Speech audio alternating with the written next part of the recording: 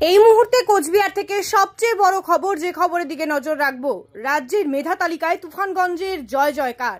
তুফানগঞ্জ থেকে অষ্টম এবং নবম স্থানে রয়েছেন তুফানগঞ্জের NNM হাই স্কুলের ছাত্র অনির্বাণ দেবনাথ এবং দেবাঙ্গন দাস। তারা কে কি জানাচ্ছেন আমরা শুনে নেব। সব থেকে বেশি তো আমার মা আমাকে সাহায্য করেছে, আর তার পাশাপাশি আমার যে 8 জন শিক্ষক, টিউশন টিচার, তারাও আমাকে সর্বসম্মতভাবে সাহায্য করেছিল, কারণ ওরা জানতো যে আমি কিছু করবো ভবিষ্যতে। তো আর কি, আর আমি নিজেও আমার তরফ থেকে পরিশ্রম করেছি আজকে।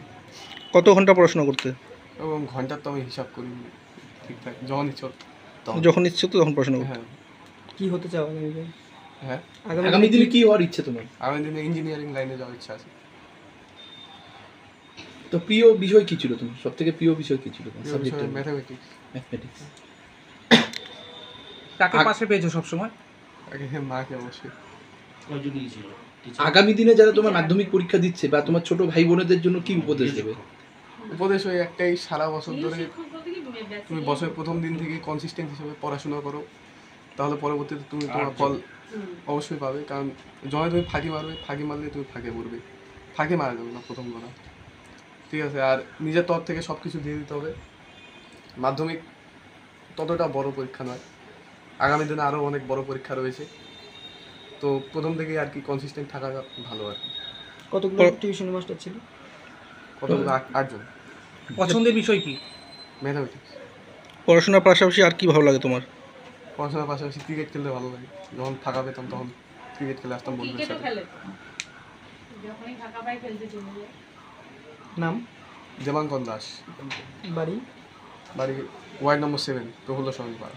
হ্যাঁ, বেশ ভালোই লাগছে। মানে যখন খবরটা পেলে তার আগে কিরকম পরিস্থিতি ছিল? তার আগে ভেবেছিলাম যে একটা র্যাঙ্ক হবে, তাই মনের মধ্যে একটা আশ্বাস ছিল। তারপর যখন র্যাঙ্ক আসলো তখন মনের মধ্যে বেশ খুশি হলো। কত র্যাঙ্ক আসে? 8 কত পেয়েছেন? হ্যাঁ, 6, 8 তো 688 688। হ্যাঁ। কোন স্কুল থেকে? Tufanganj NNM high school. কিভাবে পড়াশোনাটা করেছিলেন? রোজের পর রোজ করেছিলাম।